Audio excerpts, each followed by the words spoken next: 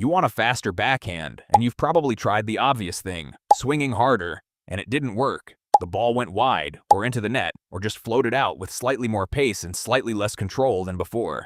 Here's the thing nobody told you. Backhand speed doesn't come from the arm. It never did. The players with the heaviest backhands on tour, Djokovic, Sinner, Zverev, they're not muscling the ball.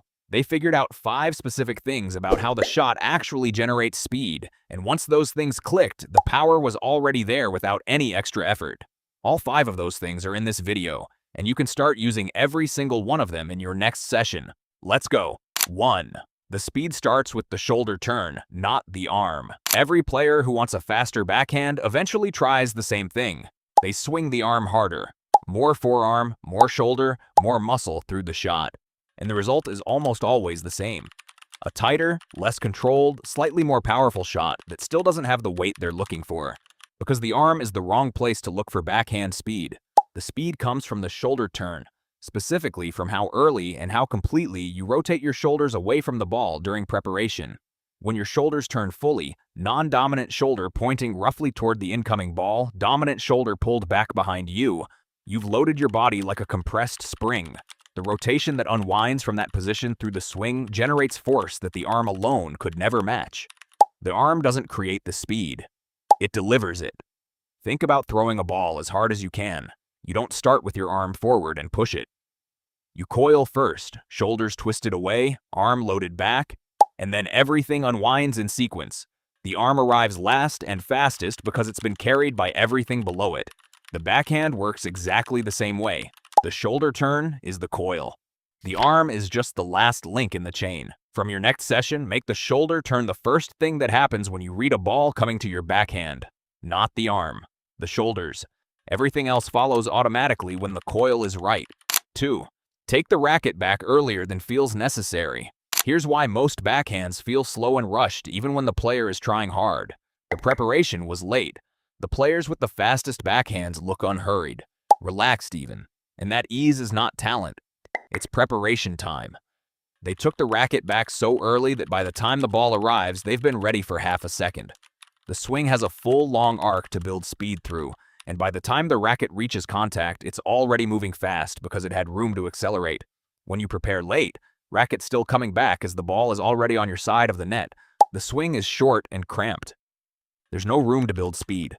The arm has to do everything in a very small window. And the result is a pushed, tight shot that comes out with maybe 60% of the power the same swing would produce if the preparation happened earlier. The rule is simple but uncomfortable to follow at first. The moment you read that the ball is going to your backhand, not when it bounces, not when it crosses the net, the moment you read it, the racket starts going back. Earlier than feels like it's needed. You'll feel ready before the ball arrives. That feeling of readiness is what a fast backhand actually feels like from the inside. And if you want to take your tennis to the next level, check out the Tennis Master Pack.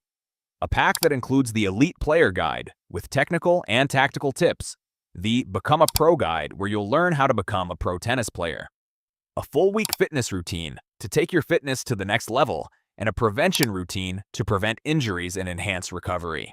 This pack already helped hundreds of tennis players. Get your clicking on the link in the description. Let's continue with the video. 3. Your non-dominant hand is the secret weapon nobody talks about. This one applies to both one-handed and two-handed backhands, and it's the single change that unlocks the most speed for players who've never been told it exists.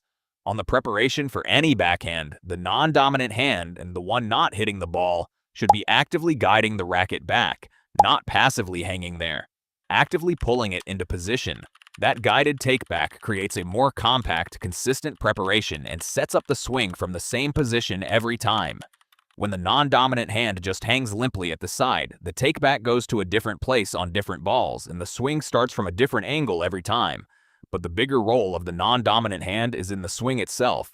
On a one-handed backhand, the non-dominant arm pulls back aggressively through contact like an elbow driving back behind you, which drives the shoulder rotation and creates the whipping effect that generates real pace. On a two-handed backhand, the non-dominant hand is actually the dominant force in the shot. It's the one pulling the swing through and guiding the direction, while the racket hand mostly just holds on and provides stability. Most players who feel like their backhand has no power are swinging with their racket arm and leaving their non-dominant side completely passive. Switch that.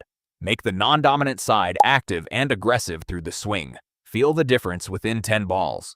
4. Drive through with your legs, not just your arm.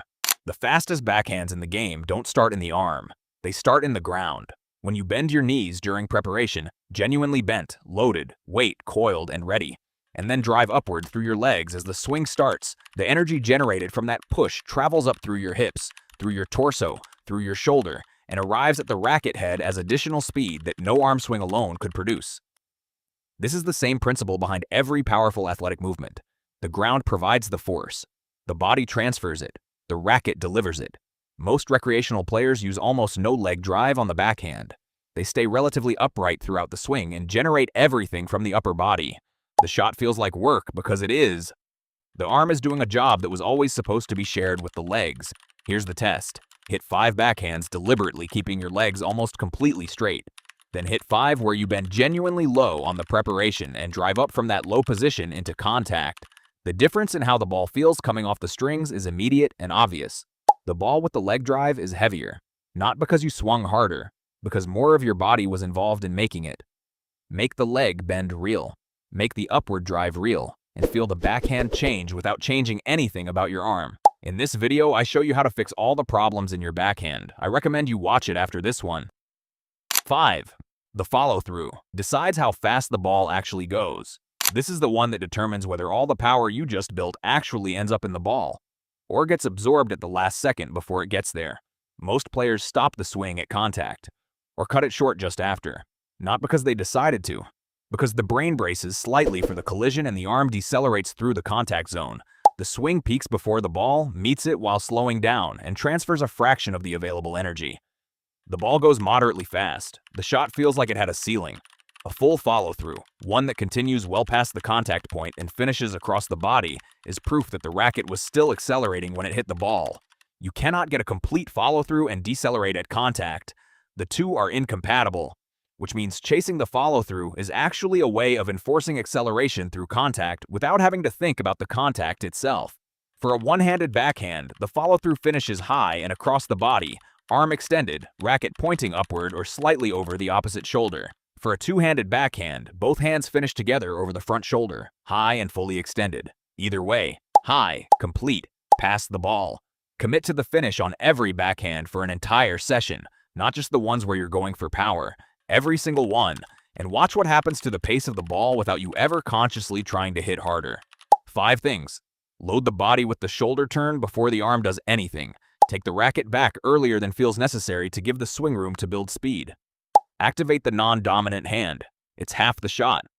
Drive up from your legs and let the ground do the work it's supposed to do, and commit to a full follow-through on every ball because that's where the energy actually transfers. A faster backhand doesn't come from trying harder. It comes from letting the right things happen in the right order.